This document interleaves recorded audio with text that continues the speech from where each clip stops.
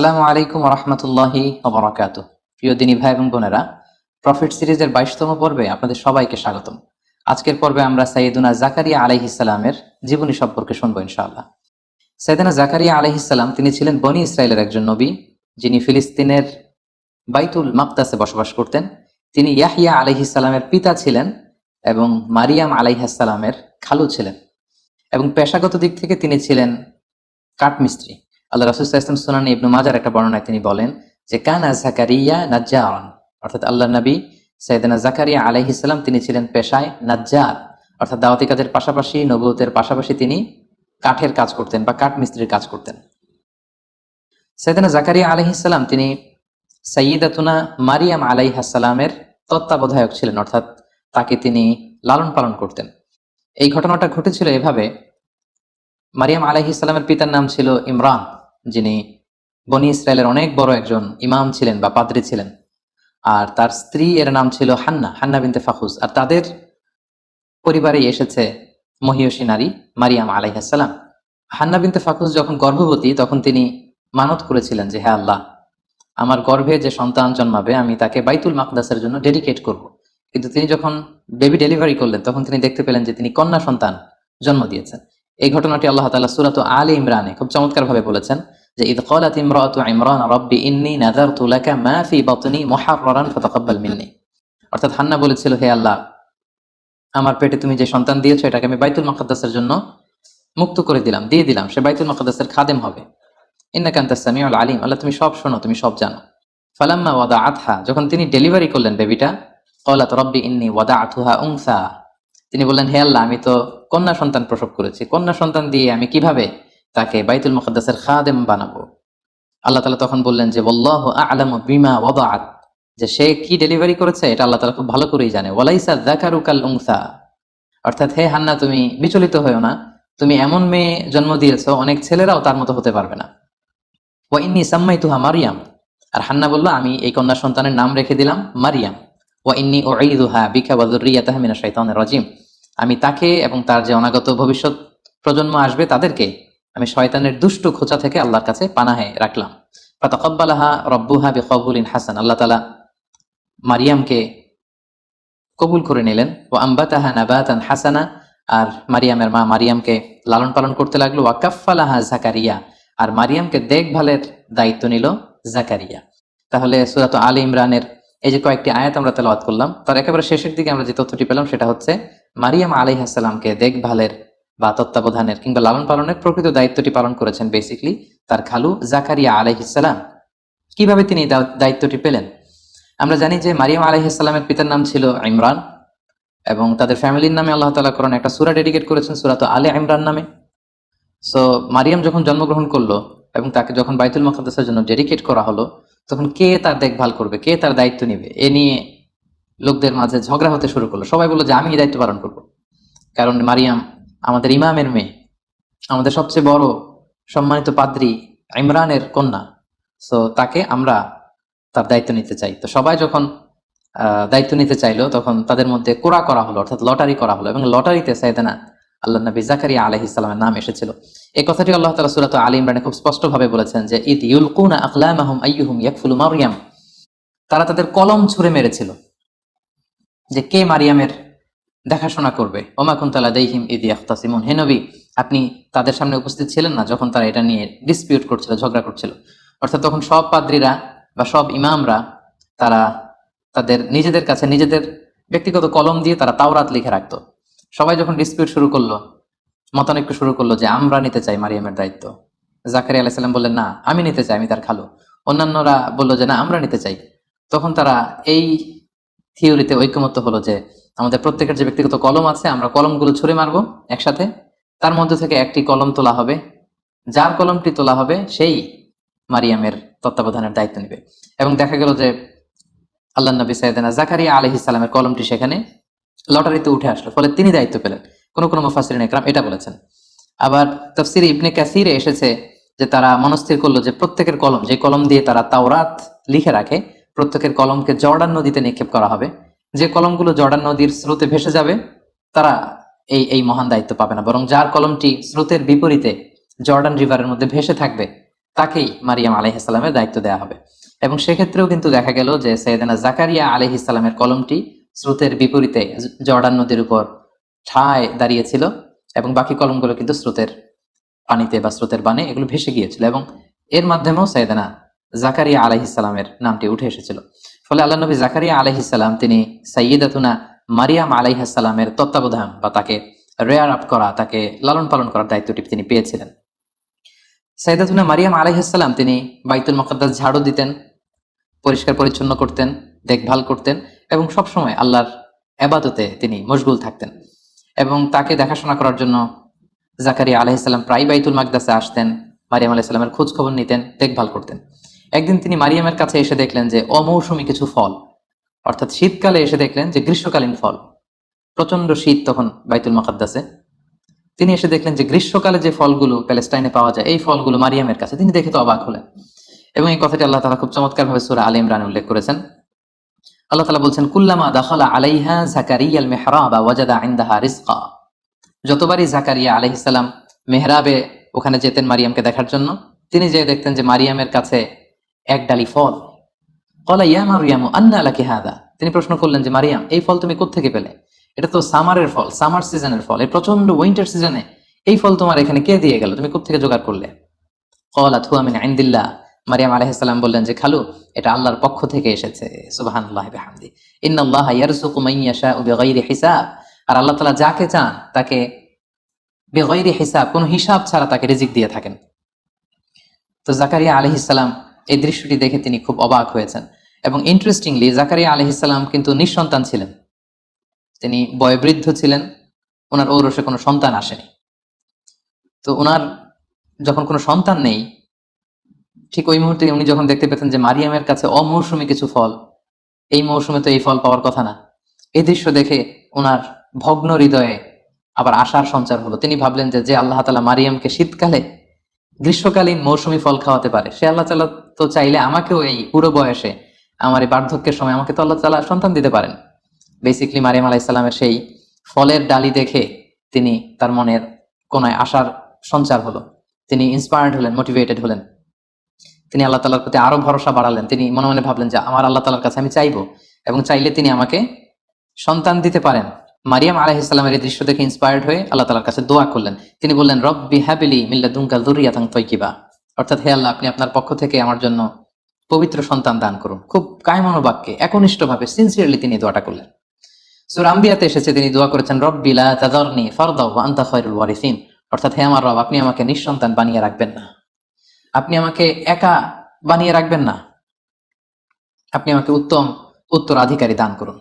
এবং সূরাত মারিয়ামে এসেছে যে ইয নাদা রাব্বাহু নিদাআন খাফিয়া, তিনি চুপি সারে চুপি চুপি আল্লাহর কাছে কেঁদে কেটে দোয়া করলেন। দোয়ার ভাষাটা কেমন ছিল আমরা যদি একটু দেখি, যে কি প্রাঞ্জল, কি লালিত্যপূর্ণ শব্দ দিয়ে তিনি দোয়া করেছেন। তিনি বলেছেন, ক্বালা রাব্বি ইন্নী ওয়াহানাল আযমু মিন্নী, অর্থাৎ হে আল্লাহ, আমার দেহের হাড়গুলো, অস্থিগুলো দুর্বল হয়ে গিয়েছে। ওয়াহানাল আযমু মিন্নী, আমার হাড় দুর্বল হয়ে গিয়েছে। ওয়াশতাআলা রাসু শাইবা, আমার চুলের শুভ্রতা প্রকাশ পেয়েছে, মানে সাদা চুল হয়ে গিয়েছে সাদা, আমার দেহে শক্তি নেই, বার্ধক্যের ভারে আমি নুজ্জ প্রায়। ওয়ালাম আকুম বিদুআইকা রাব্বি শাকিয়া, কিন্তু হে আমার রব, তোমার কাছে চেয়ে আমি তো কখনো হতভাগা হইনি, আমি যখনই চেয়েছি তুমি দিয়েছো অঢেল। ওয়া ইন্নী খিফতুল মাওয়ালিয়া মিন ওয়ারাই, আমার পরে আমার যে আত্মীয় স্বজন আছে তারা আমার এই দাওয়াতি কাজের এই পরম্পরা তারা বজায় রাখতে পারবে না, আমি ভয় পাচ্ছি, আশঙ্কা করছি তাদের ব্যাপারে, আমার ভাতিজা, আমার ভাগিনা, আমার অন্যান্য আত্মীয়দের ব্যাপারে। ওয়া কানাত ইমরাআতি আখিরা, আর আমার স্ত্রী হচ্ছে বন্ধা, সন্তান জন্মদানে সে অক্ষম। ফাহাবলি মিন লাদুনকা ওয়ালিয়া, হে আল্লাহ, আপনি আপনার বিশেষ করম এবং ফজলে আপনার পক্ষ থেকে আমার জন্য একজন ওয়ালি, গার্ডিয়ান বা সন্তান নির্ধারণ করুন। এবং সুবহানাল্লাহি বিহামদি, আল্লাহ তাআলা সাইয়েদনা জাকারিয়া আলাইহিস সালামের এই কায়মনো বাক্যে করা দোয়াকে তিনি কবুল করে ফেললেন। উনি অত্যন্ত বার্ধক্যের ভারে নুজ্জ ছিলেন, বয়স্ক ছিলেন, ওনার স্ত্রী ছিল বন্ধা, কিন্তু আল্লাহ তাআলা বললেন, ফাস্তাজাবনা লাহ, আমি তার দোয়া কবুল করলাম, তার ডাকে সাড়া দিলাম। ওয়া ওয়াহাবনা লাহু ইয়াহইয়া, আর তাকে আমি একটা সন্তান দিলাম যার নাম হচ্ছে ইয়াহইয়া। ওয়া আসলাহনা লাহু যাওজা, আর তার স্ত্রীকে আমি সন্তান দানে সক্ষম বানালাম। সুবহানাল্লাহি বিহামদি। এবং এই সুসংবাদটা, এই গ্ল্যাড টাইডিংসটা এসেছিল তখন যখন তিনি বাইতুল মাকদাসের মেহরাবে দাঁড়িয়ে সালাত আদায় করছিলেন। আল্লাহ তাআলা বলছেন, ফানাদাতুল মালাইকাতু ওয়া হুয়া কাইমুন ইউসাল্লি ফিল মিহরাব, মেহরাবে যখন তিনি নামাজ আদায় করছেন, হঠাৎ ফেরেশতাদের এক দল এসে বলল যে glad tidings for you, Zakaria তোমার জন্য সুসংবাদ, আন্নাল্লাহা ইউবাশশিরুকা বিয়াহইয়া, আল্লাহ তাআলা আপনাকে ইয়াহইয়ার সুসংবাদ দিচ্ছেন, ইয়াহইয়া নামে একজন সন্তান আল্লাহ তাআলা আপনাকে দিবেন। তিনি তো অবাক হয়ে গেলেন। তিনি বললেন, ক্বালা রাব্বি আন্না ইয়াকুনু লি গুলাম, আল্লাহ আমার সন্তান হবে কিভাবে? ওয়া কানাত ইমরাআতি আকির, আমার স্ত্রী তো বন্ধা, এটা পরীক্ষিত, এটা প্রমাণিত হয়েছে যে সে সন্তান জন্ম দিতে পারবে না। আর ওয়াকাদ বালাগতু মিনাল কিবারি ইতিয়া, আর আমি তো বার্ধক্যের একেবারে শেষ মাথায় পৌঁছে গিয়েছি। ক্বালা কাযালিক, আল্লাহ বললেন এভাবেই, it's very easy for me. ক্বালা রাব্বুকা হুয়া আলাইয়া হাইয়িন, আল্লাহ বললেন যে এটা আমার জন্য খুবই সিম্পল, এটা খুবই সহজ একটা ব্যাপার আমার কাছে। ওয়াকাদ খালাকতুকা মিন ক্বাবলু ওয়া লাম তাকু শাইআ, হে জাকারিয়া আমি তো তোমাকে সৃষ্টি করেছি যখন তুমি কিছুই ছিলে না। অস্তিত্বহীনতা থেকে তোমাকে আমি অস্তিত্বে যে আল্লাহ আনতে পারলাম, সে আল্লাহ তুমি বৃদ্ধ হতে পারো, তোমার স্ত্রী বন্ধা হতে পারে, তোমাদেরকে কি আমি সন্তান দিব না বা দিতে পারবো না? অবশ্যই দিতে পারবো, আল্লাহ তাআলার পক্ষে এটা সহজ। ক্বালা রাব্বি জাআলনি আয়া, জাকারিয়া আলাইহিস সালাম বলেন আল্লাহ তাহলে আপনি একটা সাইন দেন, আমাদেরকে একটা নিদর্শন দেন, কিভাবে বুঝবো যে আমাদের সন্তান হবে? লোকেরাও বা কিভাবে বুঝবে? ক্বালা আয়াতুকা আল্লা তুকাল্লিমান নাসা সালাসা লায়ালিন সাবিয়্যা, আল্লাহ বলেন তোমার নিদর্শন হচ্ছে সামনের 3 দিন তুমি আর কথা বলতে পারবে না, তোমার কথা বলার শক্তি আমি কেড়ে নিলাম, তুমি চুপ থাকবে 3 দিন। ইশারা ইঙ্গিতে কাজ করতে হবে, এবং সেটাই হলো। তিনি তারপরের 3 দিন কথা বললেন না। বনী ইসরাইলের যারাই এসেছে তাদেরকে তিনি আকারে ইঙ্গিতে আল্লাহর তাসবিহ তাহলিল করতে বললেন, সুবহানাল্লাহি বিহামদি। ঠিক এভাবেই আল্লাহ তাআলা সাইয়েদনা জাকারিয়া আলাইহিস সালামের মনোবাঞ্ছনা তিনি পূরণ করেছেন, তার হৃদয়টাকে আল্লাহ তাআলা সিক্ত করেছেন, তার দোয়াকে আল্লাহ তাআলা কবুল করেছেন। এবং সেটা ঘটেছে কিভাবে? ওই যে মারিয়াম আলাইহিস সালামকে তিনি ফল খেতে দেখেছেন, যে ফল ওই টাইমে পাওয়া যায় না, তিনি মোটিভেটেড হলেন যে মারিয়ামকে আল্লাহ যদি এটা করতে পারে, আমি আল্লাহর কাছে চাইলে আল্লাহ আমাকে কেন দিবে না? সুবহানাল্লাহি বিহামদি। আল্লাহ তাআলা তাকে সন্তান দান করলেন, তার নাম হচ্ছে ইয়াহইয়া। এবং ইয়াহইয়া আলাইহিস সালামের ব্যাপারে আমরা পরবর্তী এপিসোডে শুনবো ইনশাআল্লাহ। সাইয়েদনা জাকারিয়া আলাইহিস সালামের দাওয়াতের ব্যাপারে যদি আমাদের কথা বলতে হয়, তাহলে কোরআনের দিকে তাকালে আমরা দেখি যে ওনার দাওয়াতের ব্যাপারে স্পেসিফিকলি আল্লাহ তাআলা কোনো কথা কোরআনে তিনি বলেননি। তবে আমরা জানি যে পৃথিবীর সব নবীরা তাওহীদের দাওয়াত দিয়েছেন, একত্ববাদের দাওয়াত, ওয়াননেস অফ গড, পৃথিবীতে স্রষ্টা যে একজন, এটার দাওয়াত দিয়েছেন। সব নবীরা রিসালাতের দাওয়াত দিয়েছেন, যারা বাণীবাহক বা বার্তাবাহক হয়ে পৃথিবীতে এসেছেন তারা নিজেদেরকে রাসূল বলে প্রমাণ দিয়েছেন। এবং সবশেষে পৃথিবীর প্রত্যেক নবীরা দ্য লাইফ আফটার ডেথ, মৃত্যুর পরে যে আমাদের হেয়ার আফটার, আমাদের আখিরাত, the day of judgment, the day of accountability, এই আখিরাতের কনসেপ্ট কিন্তু পৃথিবীর প্রত্যেক নবীরা তার বা তাদের উম্মতদের সাথে শেয়ার করেছেন। সো এ থেকে আমরা এটা বলতেই পারি যে সাইয়েদনা জাকারিয়া আলাইহিস সালামও এর ব্যত্যয় করেননি, বিপরীত করেননি। তিনিও তার উম্মতদেরকে তাওহীদের দাওয়াত দিয়েছেন, রিসালাতের দাওয়াত দিয়েছেন এবং আখিরাতের দাওয়াত দিয়েছেন। এবং আমরা জানি যে বনী ইসরায়েলের লোকদের যে স্বভাব ছিল, তারা নবীদের বিরোধিতা করত এবং তাদের অনেকে তাদের নবীদেরকে হত্যা করেছিল। তো সাইয়েদনা জাকারিয়া আলাইহিস সালামের দাওয়াত কেউ কেউ গ্রহণ করেছিল, কিন্তু বেশিরভাগ লোক তার বিরোধিতা করে শেষ পর্যন্ত সাইয়েদনা জাকারিয়া আলাইহিস সালামকে মিথ্যা প্রতিপন্ন করেছে, তার বিরুদ্ধে ষড়যন্ত্র করেছে এবং তাকে হত্যার ষড়যন্ত্র করে সেটা বাস্তবায়ন করেছে। এবং সাইয়েদনা জাকারিয়া আলাইহিস সালামের মৃত্যু হয়েছে তার কওমের লোকদের হাতে, তার উম্মতের হাতে, অর্থাৎ বনী ইসরায়েলের যারা জালেম, যারা অত্যাচারী, তাদের হাতে। কিভাবে সাইয়েদনা জাকারিয়া আলাইহিস সালামের মৃত্যু হলো, এক্ষেত্রে কোরআনে বা হাদিসে কিছু পাওয়া যায় না, তবে জিউস ট্রেডিশন, খ্রিস্টান ট্রেডিশনে কিছু বর্ণনা পাওয়া যায়, যেটি মুফাসসিরগণ তাদের তাফসিরে এনেছেন। একটি বর্ণনা এরকম পাওয়া যায় যে মারিয়াম আলাইহিস সালাম যখন ঈসা আলাইহিস সালামকে জন্ম দিলেন পিতা ছাড়া, ঈসা আলাইহিস সালাম পৃথিবীতে আসলেন, তখন ইহুদিরা ষড়যন্ত্র করলো এবং তারা এই অপবাদ রটাতে শুরু করলো যে মারিয়ামের সাথে তার খালু জাকারিয়া আলাইহিস সালামের অবৈধ সম্পর্ক ছিল, নাউযুবিল্লাহ বলে ইয়াযুবিল্লাহ। তারা প্রতিষ্ঠা করতে চাইল সমাজে যে তিনি যেহেতু দেখভালের দায়িত্ব নিয়েছেন, তার সাথে এমন সম্পর্ক হয়েছে ফলে মারিয়াম গর্ভবতী হয়েছে। এবং এই ইস্যুটাকে তারা সোসাইটির মধ্যে রেইজ করে তারা সাইয়েদনা জাকারিয়া আলাইহিস সালামকে বন্দী করলেন, তাকে হত্যা করলেন। তার মৃত্যুর ব্যাপারে এই একটা বর্ণনা পাওয়া যায়। আরেকটা বর্ণনা পাওয়া যায় যে সাইয়েদনা জাকারিয়া আলাইহিস সালামের সন্তান ইয়াহইয়া আলাইহিস সালামকেও কিন্তু শিরচ্ছেদ করে হত্যা করা হয়েছে, যেটা আমরা নেক্সট এপিসোডে শুনবো ইনশাআল্লাহ। এবং সেটা করেছিল তৎকালীন বাদশাহ, আরবিতে যাকে বলা হয় হিরুদুস, ইংরেজিতে বলা হয় কিং হেরুড অ্যান্টিপাস। সে ইয়াহইয়া আলাইহিস সালামকে হত্যা করেছিল এবং তারপরে ইয়াহইয়া আলাইহিস সালামের পিতা জাকারিয়া আলাইহিস সালামকেও তার অনুসারীরা বা সাঙ্গপাঙ্গরা হত্যা করেছিল। দ্বিতীয় বর্ণনা মতে এসেছে যে জাকারিয়া আলাইহিস সালাম যখন শুনলেন যে তার কলিজার টুকরা সন্তান ইয়াহইয়া আলাইহিস সালামকে শিরচ্ছেদ করা হয়েছে, তখন তিনি বাঁচার জন্য লুকালেন বা পালালেন। একটি গাছ তাকে বলল যে আপনি আমার ভেতরে আশ্রয় নিন। গাছ 2 ভাগ হয়ে গেল, জাকারিয়া আলাইহিস সালাম সেটার ভেতরে প্রবেশ করলেন। শয়তান এসে জাকারিয়া আলাইহিস সালামের জামার কিছু অংশ ধরে রাখলেন। পরবর্তীতে লোকজন তাকে খুঁজতে খুঁজতে যখন আসলো, তারা দেখলো যে একটা জামা দেখা যায় একটা গাছের ভেতর থেকে, এবং শয়তান মানুষের আকৃতিতে এসে বলল যে এর ভেতরেই জাকারিয়া আছে। এবং বনি ইসরায়েলের এই পাষণ্ডরা, এই জালেমরা করাত দিয়ে আল্লাহর এই পয়গম্বর সাইয়েদনা জাকারিয়া আলাইহিস সালামকে হত্যা করে।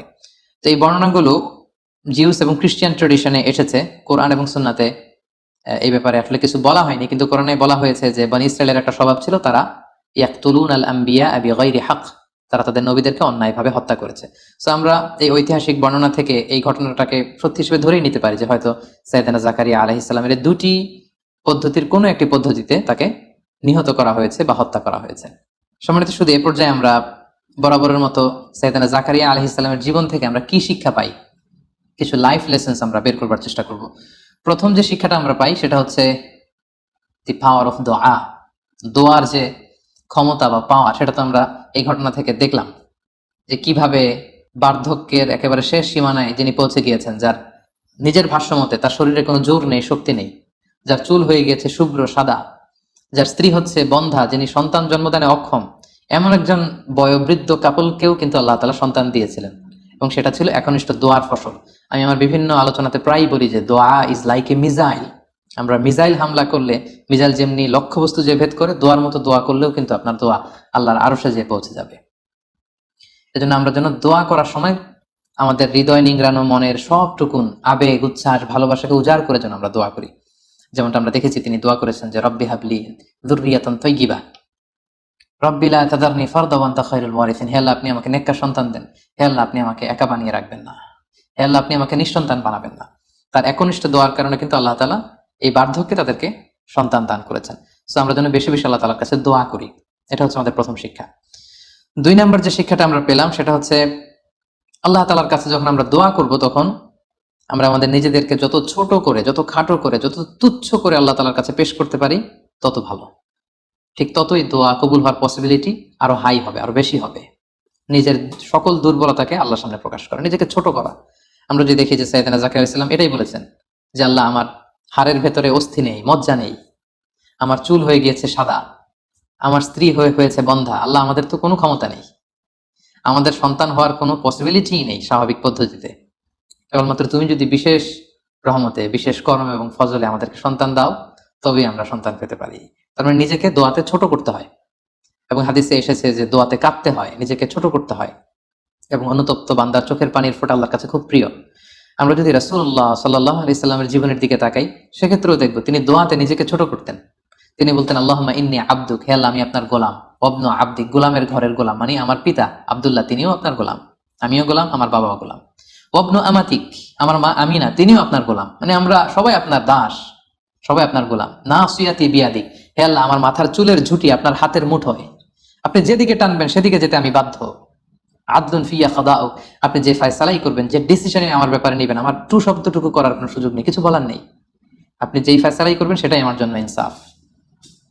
তো এভাবে নবীরা দোয়াতে নিজেদেরকে বিলিয়ে দিতেন, নিজেদেরকে ছোট করে, তুচ্ছ করে, নিজেদের দুর্বলতাকে রবের সামনে প্রকাশ করে তারা দোয়া করতেন, আর সে দোয়া আল্লাহ তাআলা কবুল করে নিতেন।